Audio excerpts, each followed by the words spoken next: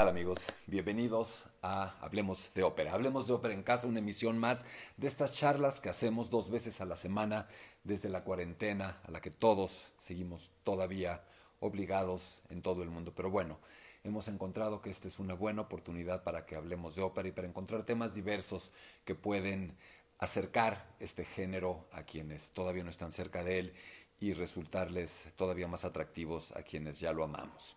Como acostumbramos en nuestras charlas semanales, daremos cuenta de las instituciones nacionales e internacionales que se suman a nuestras transmisiones. En primera instancia, la Secretaría de Cultura Federal de México, el Instituto Nacional de Bellas Artes, el Auditorio Nacional, Ópera Latinoamérica desde Santiago de Chile con los casi 40 teatros que agrupa en toda América Latina, el Teatro Julio Mario Santo Domingo en Bogotá, la Ópera de Los Ángeles en California, en los Estados Unidos, la Fundación Sinfonía de la República Dominicana, el Canal 22 de México, el Conjunto Santander de Artes Escénicas de la Universidad de Guadalajara, el Fórum Cultural Guanajuato, el Instituto Sinaloense de Cultura, Proópera AC, el Festival de Santa Lucía en Nuevo León, la Secretaría de Cultura de Coahuila, el Instituto Sonorense de Cultura, el Festival Alfonso Ortiz Tirado, también en Sonora, la Secretaría de Cultura de Tabasco y la Mahler Foundation en Viena, así como la Sociedad Mahler en México.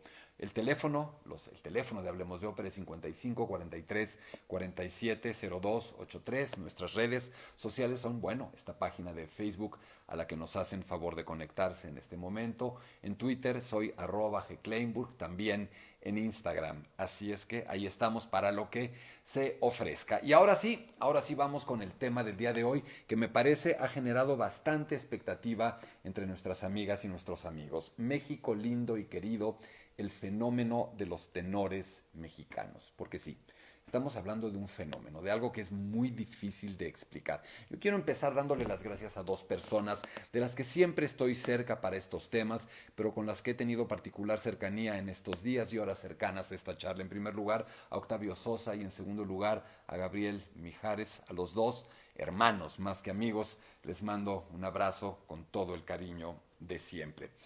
México lindo y querido no es solamente una frase que sonaba bien, no es solamente un buen título para acercarnos a este tema. Como veremos a lo largo de esta charla, estamos hablando de algo que se relaciona directamente con el canto mexicano, la canción popular, la canción vernácula.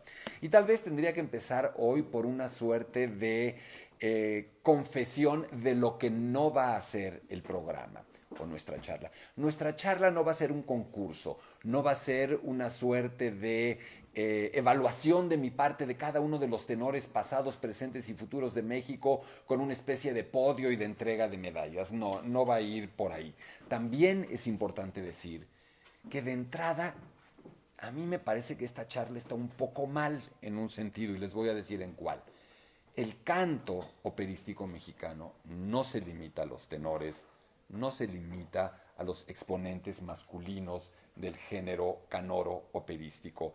En ese sentido, habría que hablar también, en pasado, por ejemplo, de figuras eminentes del canto mexicano que triunfaron en el extranjero como Belén Amparán o como Hilda Cruz Romo, dos figuras extraordinarias con un nivel de canto técnico a toda prueba. Y en presente yo tendría que empezar por mandarle un beso y una disculpa a María Catzaraba, una soprano mexicana de primerísimo nivel internacional, una gran verdiana, y tendría que decirle que podría estar hablando de sopranos, pero María, estás un poco, no sola, pero tampoco es así como que tengas 18 amigas cantando en el extranjero y con tu nivel vocal, ¿verdad? También podríamos hablar de un Alfredo Daza, Alfredo, un cariñoso saludo también hasta Alemania, y de su notable carrera como barítono. Habría que hablar de Rebeca Olvera, una mezzosoprano que ha cantado con Cecilia Bartoli en Salzburgo, que ha pisado escenarios importantísimos y no estamos hablando de ellas. Además, tengo un problema, como se habrán dado cuenta, y es algo que me enorgullece. Soy amigo de prácticamente toda la gente a la que voy a hacer alusión. Entonces, no me voy a meter hoy en ningún problema amistoso. Y si son mis amigos, debo decir, lo son por su calidad humana, por su calidad personal y amistosa, pero también porque cantan padrísimo y tengo esa terrible debilidad cuando alguien canta de esa manera. me seduce invariablemente. Tengo que confesar públicamente ante ustedes una adicción. Tengo adicción a la voz humana. Tengo adicción al canto. Es más fuerte que yo. Eh, También habría que hacer alusión a otros tenores, no precisamente los que han pisado un escenario operístico, pero son voces de este país. ¿O qué? Uno se va a olvidar de José José si va a hablar de tenores mexicanos, uno se va a olvidar de Pedro Infante, de Pedro Vargas, se va a olvidar uno de Jorge Negrete, aquí me podrán decir barítono, tenor. Digamos que terminó haciendo su formación como barítono, incluso hay algunas arias operísticas como barítono grabadas por él, pero aquí en corto no le digan a él y menos a nadie. Me parece que Jorge Negrete era en todo caso un tenor corto, un tenor que tenía ciertos problemas en su zona aguda, pero que la canción popular mexicana la hacía como solo él podía hacerla. A ver, por supuesto que hablaré de tenores mexicanos, pero a mí me parece más interesante tratar de explicar este fenómeno. A ver, ¿por qué? ¿Por qué tenores mexicanos? ¿Por qué no somos el gran productor de otra disciplina? Por supuesto que tenemos flautistas eminentes, un saludo a Horacio Franco, pianistas de primer nivel, un abrazo a Abdiel. Por supuesto que tenemos figuras en todos los terrenos, directores de orquesta, un abrazo a Enrique Dimeque, director del Teatro Colón. Pero ¿qué pasa con los tenores mexicanos? Que pareciera que de pronto levanta uno una piedra y salen tres tenores mexicanos con un nivel impresionante. Yo me acuerdo cuando era director de la compañía de ópera en la década de los 90, que una de las cosas que me abría las puertas al vincularme con teatros, con agencias extranjeras, era el tema de los tenores mexicanos. ¡Ah, México! ¡Tenores! México, Francisco Araiza, México, Ramón Vargas, México, Fernando de la Mora y hoy, por supuesto, México, Rolando Villazón, México, Javier Camarena, México, Arturo Chacón y no paramos, la lista puede ser más larga de lo que estamos pensando. Por supuesto que hay una estirpe nobilísima de las luminarias eminentes y haremos alusión a ellas y qué pueden significar cada una. Pero lo que me parece más atractivo es tratar de explicarlo. Y les voy a decir algo, yo siempre había pensado que era algo que no sabía explicar. Y a mí estas charlas me obligan no solamente a sentarme aquí y echar chal con ustedes y decir lo primero que me venga a la mente, me obliga a intentar decir algo medianamente inteligente o lo menos tonto posible. Es decir, me obliga a pensar. ¿Cuál es el fenómeno de este tipo de cantantes y tenores en particular mexicanos? Y me parece, en estricto sentido, y creo que pueden estar de acuerdo, que todo se tiene que remontar a los orígenes, es decir, cómo empieza la ópera en nuestro país.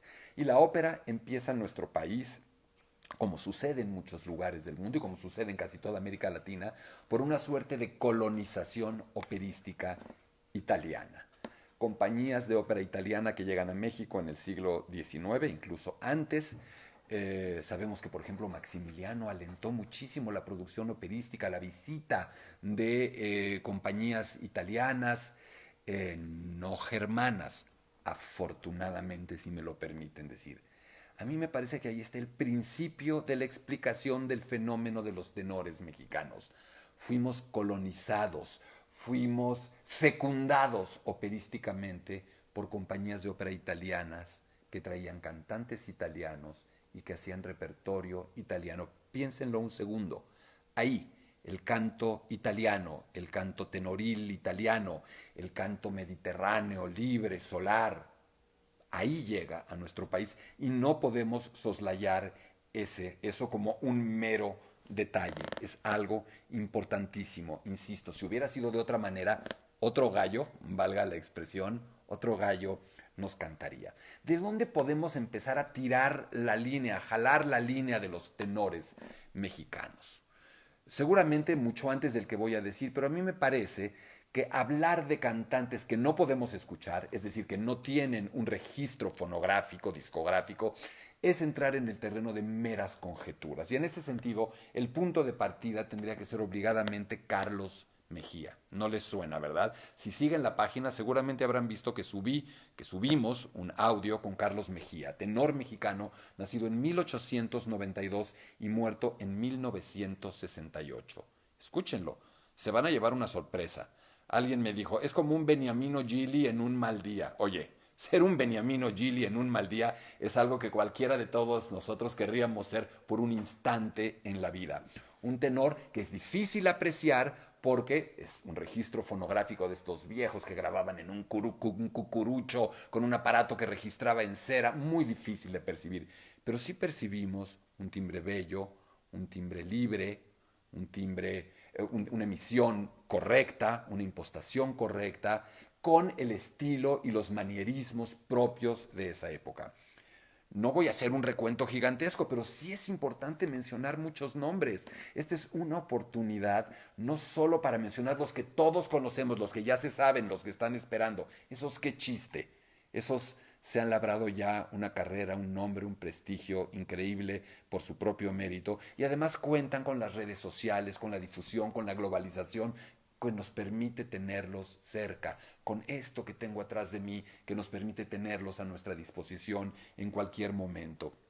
Esta línea empieza a correr con tenores como José Pulido, como José Mojica, como José Sosa, el padre de José José, precisamente, y el padre de Octavio Sosa, a quien agradecí al principio de nuestro programa. José Mojica, un tenor famosísimo. Tampoco me citen, pero a lo mejor no estamos hablando del mejor tenor de la historia de México, no, pero un tenor con una voz atractiva, un tenor con punch y un tenor que además protagonizó una película autobiográfica y que se terminó de hacer famoso porque terminó, hasta donde entiendo, tomando los hábitos. Qué historia, ¿no?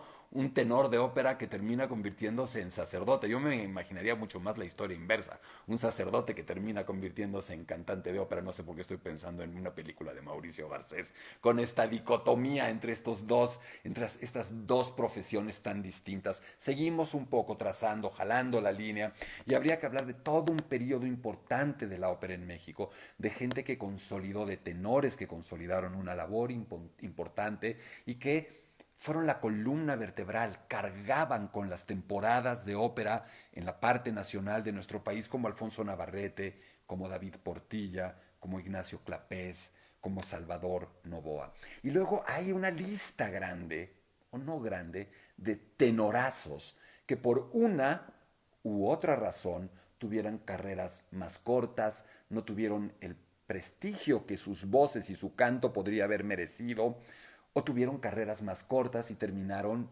dejando esta profesión para dedicarse a otras. Por ejemplo, un grandísimo tenor que tiene un origen absolutamente improbable. Yo no sé si de verdad era lanchero, pero se dice, acapulqueño era, y se dice que era literalmente, había empezado como lanchero en Acapulco.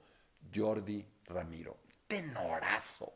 Un tenorazo, a ver, de verdad, en serio, en súper buen plan.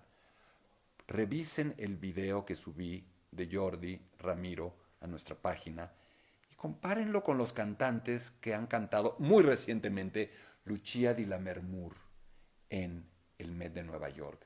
Y díganme si alguno de ellos le llega a los talones al Edgardo que él hace.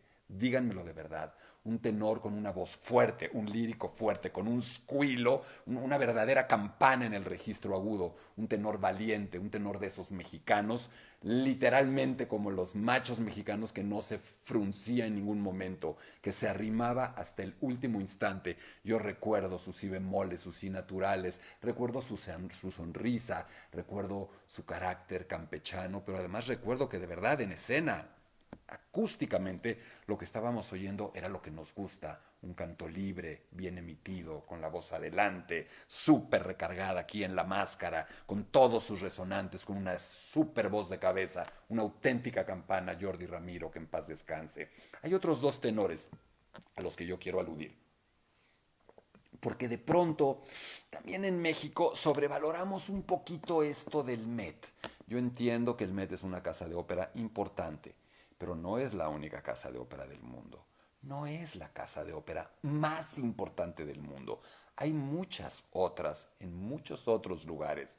De pronto en México no es que sobrevaloremos, pensamos que solo existe el Met, que si no estás en el Met no eres nada. La soprano o una de las sopranos a las que yo más admiro en el mundo no quiere cantar en el Met. No le gusta, no le interesa. Ania Arteros, griega, bueno, alemana de origen griego, y no está ahí. Y hay muchísimos otros. Anatoly Kocherga, bajo extraordinario, tampoco canta en el Met. Entonces hay que bajarle un poquito al volumen del Met. que sí tiene cosas muy atractivas, no lo estoy negando, solamente ponerlo en su sitio correcto, que es muy alto, indudablemente. Saco a cuento esto porque hay dos tenores mexicanos que cantaron en el Met y que probablemente no conozcan, no recuerden, no hayan escuchado. Están también ya en la página subidos dos fragmentos. Uno de ellos es Miguel Ángel Cortés con un fantástico bis, un encore que dio en el Palacio de Bellas Artes cantando El Nemorino, la furtiva lágrima de la ópera El Elixir de Amor. Tenorazo, cantando el Nemorino con una voz mucho más lírica y mucho más fuerte y con una intensidad dramática mucho mayor de la que se pensaría. Escúchenlo, se van a sorprender, la voz es bellísima.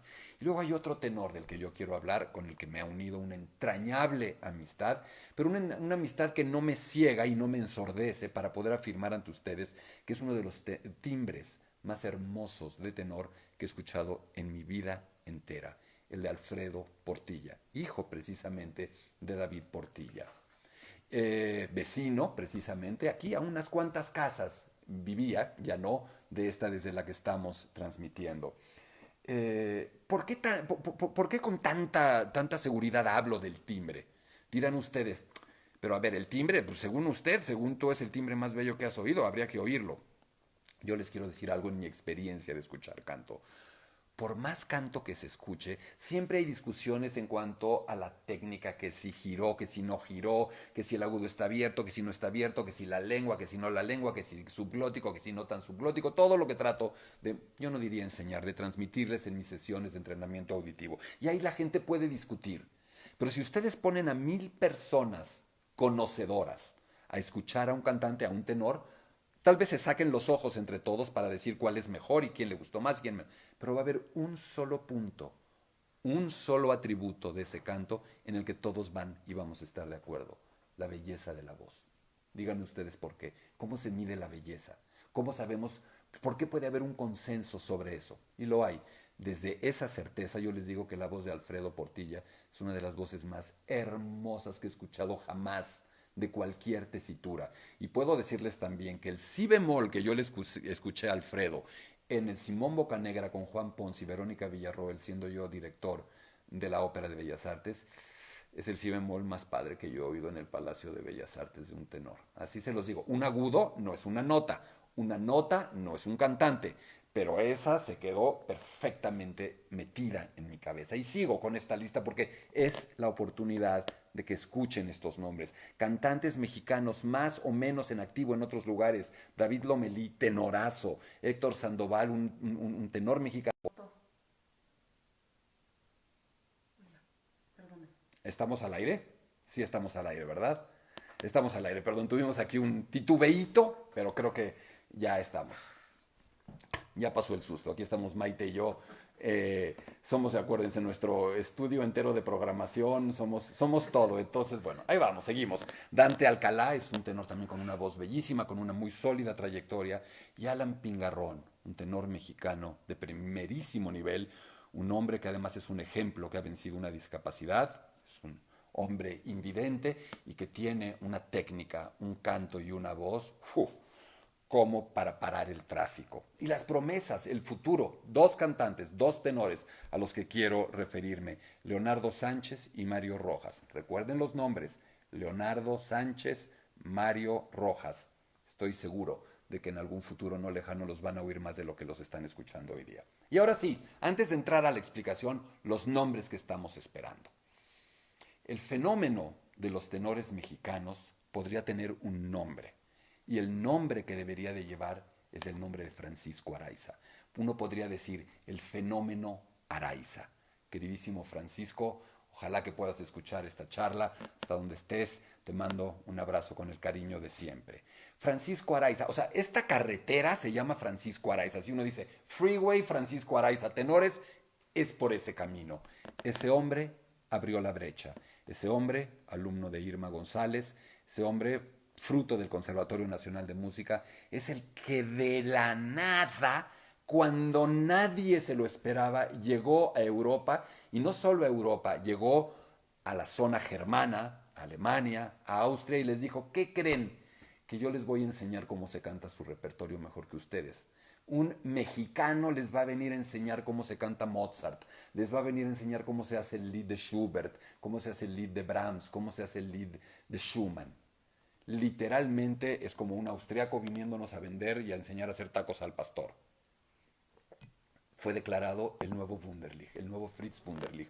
Un hombre con una técnica de canto absoluta, absoluta, con un dominio total de la técnica del canto, con una voz engañosa, porque llega como a cantar el repertorio ligero, el de menos peso vocal, el de mayor agilidad, pero con una fuerza, con una intensidad, con un peso y una robustez que no estaban acostumbrados a escuchar. Y sobre todo con una maestría en ese repertorio que deslumbra a figuras como, dos puntos, Karl Böhm, Herbert von Karajan, la Deutsche Grammophon. Estamos hablando de palabras de verdad mayores. Ese hombre hizo una carrera de una enorme longevidad, transitó en el repertorio, fue avanzando al repertorio del lírico fuerte, hizo sus Puccinis, hizo sus Verdis, y no solo eso, partiendo de Rossini, ese hombre llegó a acceder al repertorio wagneriano, a ser maestros cantores de Nuremberg, a ser Lohengrin. Siempre el respeto absoluto a Francisco Araiza. Sin él, sin el prestigio, el profesionalismo, la solvencia, la técnica y el estilo musical que mostró, nadie podría haber transitado con esa, si no facilidad, con esas posibilidades el camino. Yo voy a mencionar un nombre que a lo mejor a algunas personas sorprende. ¿Por qué? Su carrera operística no siguió tanto tiempo en los primeros teatros del mundo, a pesar de que cantó en el Met de Nueva York, a pesar de que cantó en San Francisco, de que cantó con Muti en la Scala de Milán. Suficientes credenciales, diría yo, ¿no es verdad? Pero es un hombre que desde antes, durante y después de esos periodos se dedicó con enorme éxito y con enorme tino a la canción popular mexicana, y me refiero a Fernando de la Mora. Fernando, también un abrazo grande, gran amigo. Escúchenme bien, señoras y señores, Fernando de la Mora, en el periodo de mayor plenitud vocal que tuvo, en el periodo de mayor luminosidad operística, fue uno de los mejores y ha sido uno de los mejores tenores que ha dado este país. Su Romeo y Julieta en Bellas Artes en 1987 es una de las demostraciones supremas de canto que se ha podido escuchar en un tenor mexicano. Un tenor con una voz sin comparación, bellísima, y un tenor natural. Un hombre que parecía que no había aprendido a cantar, sino que había nacido cantando. Ese ha sido y es Fernando de la Mora. ¿Quién seguiría en esta línea, en esta estirpe real? Por supuesto, Ramón Vargas. Ramón querido, sé que tú y Amalia, si no les ganó el sueño, están escuchándome, así es que tengo que hablar muy bien de ti, lo cual no me cuesta trabajo, porque sabes que siempre tengo una duda muy grande, no sé si te admiro o te quiero más, me cuesta mucho trabajo saberlo, pero sí puedo decir que conozco muy bien la carrera vocal de Ramón Vargas. Y puedo decir algo con absoluta y total precisión. Cierto de que no exagero, cierto de que no miento y cierto de que hay un consenso internacional. Ramón Vargas es el mejor tenor del mundo en su generación. ¿Acaso? Solamente para ser mesurado, Ramón, permitiré que por esta ocasión Roberto Alaña comparta la mesa contigo. Ramón Vargas es, para no ir más lejos, la suma total de lo que uno puede esperar en un cantante de ópera. El gran maestro de la técnica vocal en su cuerda, en su generación. Yo creo que nadie de la generación de Ramón en el mundo de la ópera ha cantado mejor. Un hombre que además, desde muy pronto, entendió, asumió algo que es una gran virtud. ¿Cuál es su instrumento? Un instrumento bellísimo, con un timbre de una calidez y de una belleza absolutas. Yo me querría dormir todas las noches con Ramón cantándome una canción de cuna. Es una de las voces que más paz, que más tranquilidad, que más me llena. Pero además es un hombre que nunca ha querido cantar con otra voz sino la que tiene, asumiendo las increíbles virtudes que tiene y las partes que no son iguales que las otras, como todos y cada uno de los cantantes del mundo, pasando por Luciano Pavarotti, pasando por el que ustedes me digan. Ramón y yo tuvimos la oportunidad de convivir mucho en todo ese periodo que fui director de la Ópera de Bellas Artes. Hicimos, creo, un buen equipo en el que Ramón debutó muchos de sus papeles importantes con nosotros en la Ópera de Bellas Artes en México.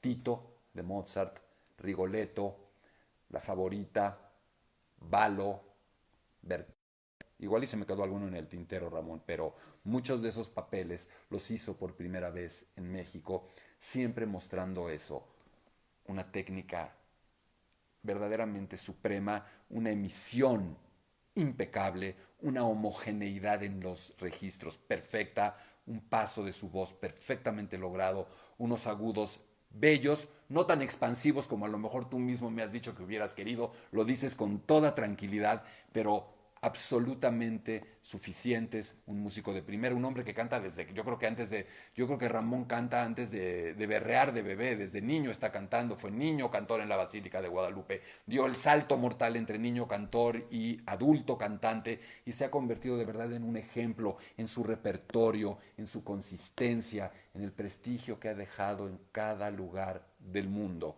Es un hombre que ha inaugurado, ha estado en las temporadas de todos los teatros y que es de verdad un ejemplo a seguir por todos. Seguimos.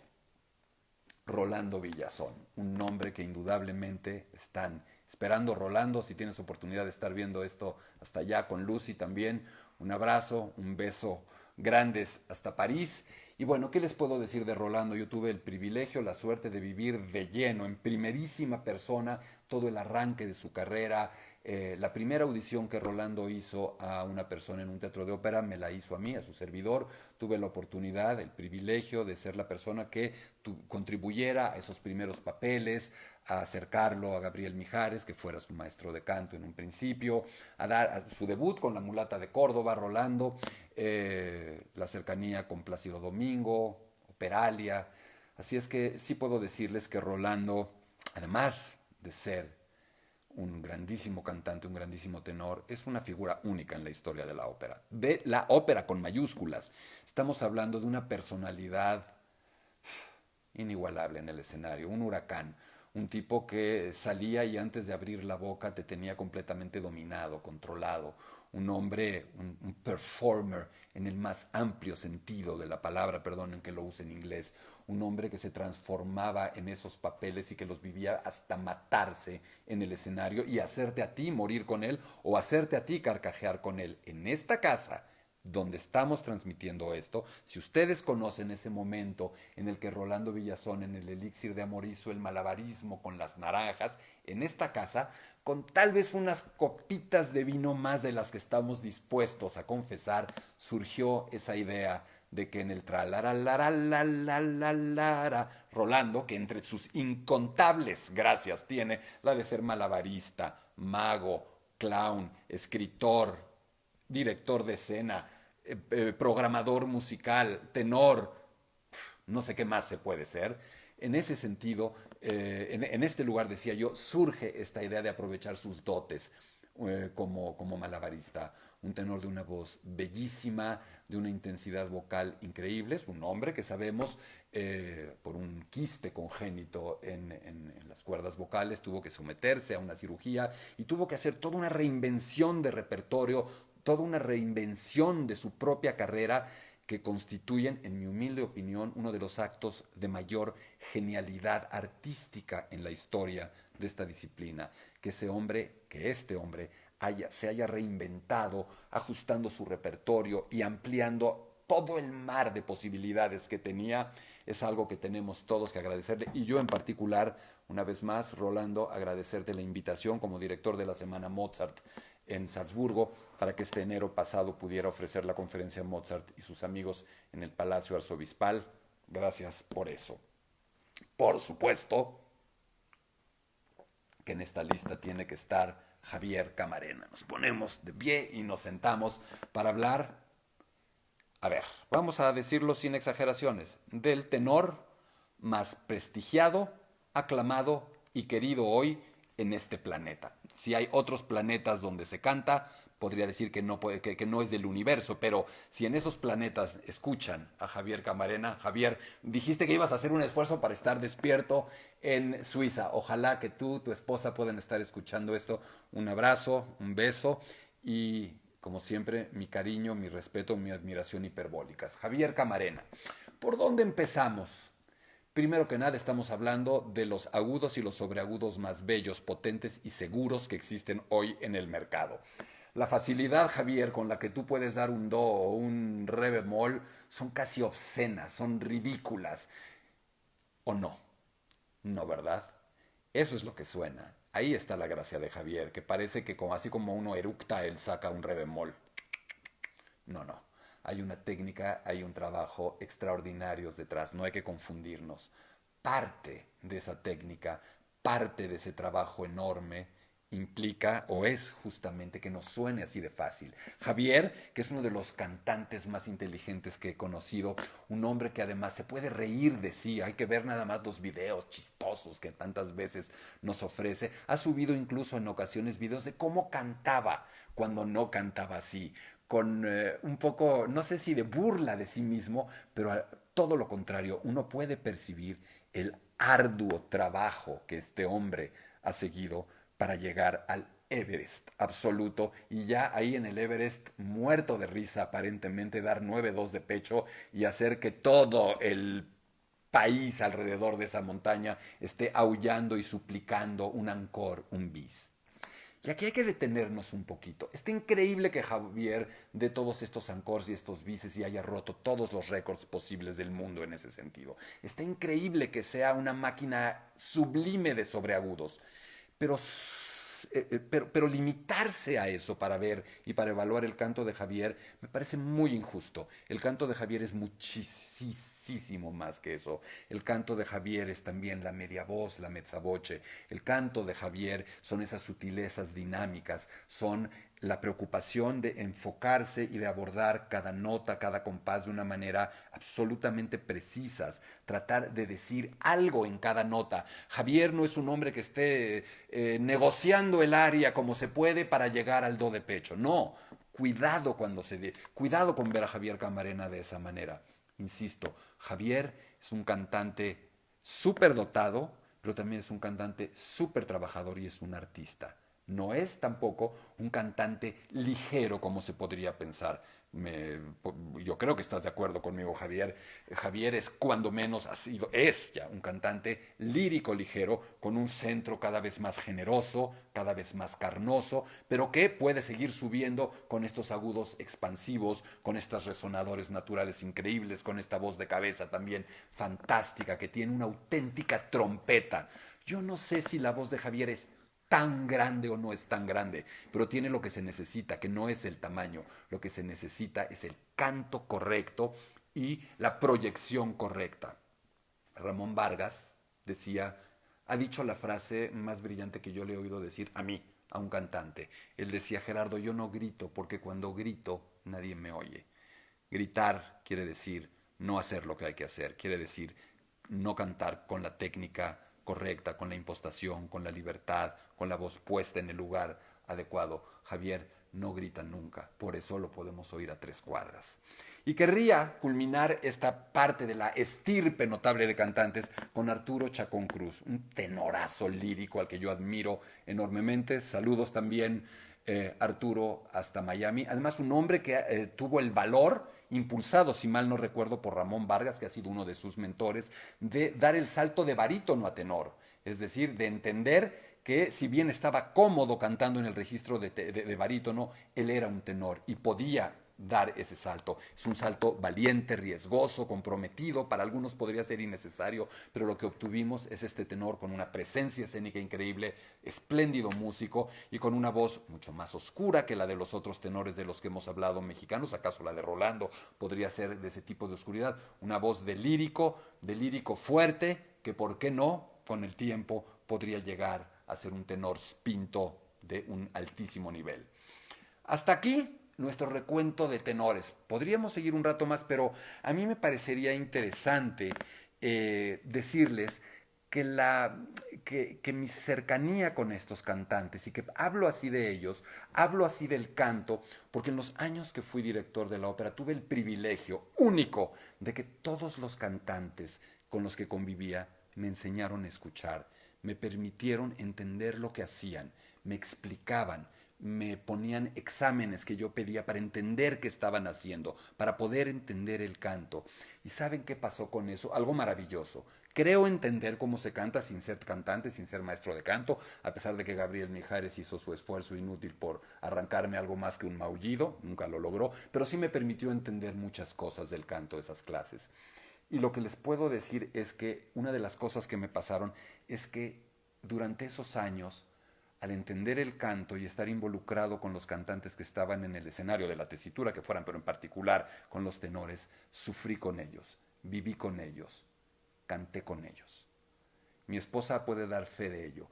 Yo estaba en el público sufriendo, angustiado, sintiendo cuando las cosas no iban bien, gozando cuando las cosas iban bien, padeciendo una mala noche, celebrando una noche pletórica.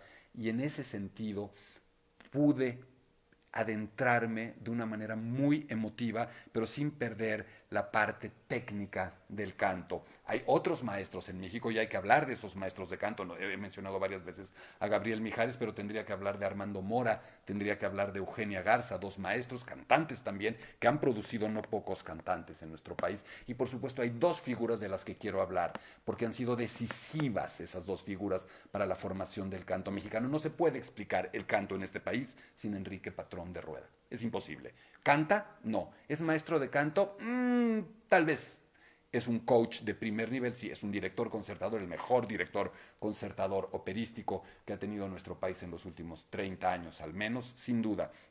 El más grande enamorado de la voz que he conocido y un hombre que conoce la voz como muy poca gente. Y también Teresa Rodríguez, la beba, conocida por todos así, que se ha dedicado en cuerpo y alma a amar las voces, a cuidar, a sembrar y regar las voces mexicanas. Se nos ha ido mucho tiempo, pero voy a tener que prolongar unos 5 minutitos más porque no he hablado del fenómeno de las voces mexicanas, es decir, de una explicación. Al final tengo una sorpresa porque hay un invitado estrella en esta lista. ¿Por qué se canta así? ¿De dónde viene? A ver, ya di un elemento. Aprendimos a cantar de los italianos, como la ópera rusa, la ópera mexicana, que existe, por supuesto que existe la ópera mexicana, tiene que ver con Italia. La ópera rusa empieza como una imitación de la italiana, la ópera mexicana empieza como una imitación de la ópera italiana, es decir, ese es nuestro primer punto. Segundo, obligadamente tiene que haber un componente genético, ese timbre, esas hay un componente genético, no lo puedo explicar, no sé cuáles son los recesivos, los dominantes en ese sentido, qué tiene que ver si con la, nariz, con la laringe, la glotis, el velo del paladar, algo tiene que ver, pero la genética está presente. Pero sí es importante hablar de México lindo y querido. México canta, todos cantamos. Es un país donde se canta y donde la música popular tiene una fuerza tremenda, la música vernácula. Y ahora viene un poquito una especulación de mi parte. ¿Por qué yo creo que la música vernácula, las rancheras, los boleros, son decisivos para que tengamos estos tenores? Porque el canto mexicano, ese tipo de canción, es muy expuesta. Perdón, con perdón de los peruanos, que me perdone Juan Diego Flores y su hermosa música, pero no es lo mismo cantar del Puente a la Alameda que cantar México lindo y querido. Hay que rifársela con México lindo y querido. Es música gallarda, fuerte, difícil, expuesta, arriesgada, viril, entre comillas, ya sé que el término está pésimamente dicho, es incorrectísimo, políticamente incorrecto, pero sé que se puede entender. Las canciones mexicanas rancheras son generalmente masculinas, escritas para ser cantadas por hombres, esa es una verdad. Canciones que aluden a lo macho, con todo lo espeluznante y deleznable que tiene, pero entendido como virilidad, Leo, fuelle, empuje, garra, agudos, squilo, spinto, toda esa parte. Y por el otro lado, esas son las rancheras, bruscas, duras. Y por el otro lado, el bolero. Por el otro lado, la parte cantable, con el legato, la línea de canto melodiosa. Fíjense en esta en este paralelismo, sobre todo para mis amigos belcantistas, saben que yo no lo soy, no es mi periodo operístico favorito, pero miren, la parte del bolero cantable, la línea, me parece que es la cavatina, y la parte aguerrida, ranchera, de mariachi, dura, con agudos, es la cabaleta. Ahí está el bel canto vernáculo mexicano, cabaleta y cavatina camufladas en bolero y en ranchera. ¿Me la compran? Yo sí me la compran, ¿eh? Hasta me pongo una estrellita, porque yo creo que no es un mal símil. Eso dicho por un lado. Los mariachis. El mariachi genera una tradición de cantar sin micrófono y además con un fuelle muy especial y en la zona de paso habitualmente, en esas notas complicadas entre el registro grave y el registro agudo, fa, fa sostenido, hasta el sol en el tenor. Y no se transponían, no se transportaban, por lo tanto tenían que cantar ahí. Y para poder cantar ahí, uy, pues algo tienes que hacer, no es nomás a grito pelón, porque si no, no vas a poder. Tienes que hacer algo. En un principio, hoy me lo comentaba Gabriel, lo comentaba con Gabriel Mijares, era un canto ese de mariachi sin trompetas, lo cual implicaba cierto esfuerzo, cierto volumen contra el cual competir. Cuando entran las trompetas, Houston, tenemos un problema. Hay que meterle muchísima más galleta al asunto, si no, con las trompetas del mariachi acá no te van a oír nada. Todo esto va generando una técnica distinta, en mi opinión. Creo que también el mexicano tiene una nobleza, una honestidad, una transparencia que se muestran en su canto. Creo que la personalidad, la idiosincrasia mexicana se manifiestan de manera canora, es decir, en el canto también. Hay un carisma mexicano, hay un encanto. Le resultamos atractivos a mucha gente, le resultamos atractivos a muchos pueblos que no son el mexicano. Tenemos un carisma vocal, de personalidad, de actitud. Me parece que todo esto contribuye para explicar el fenómeno de los cantantes mexicanos.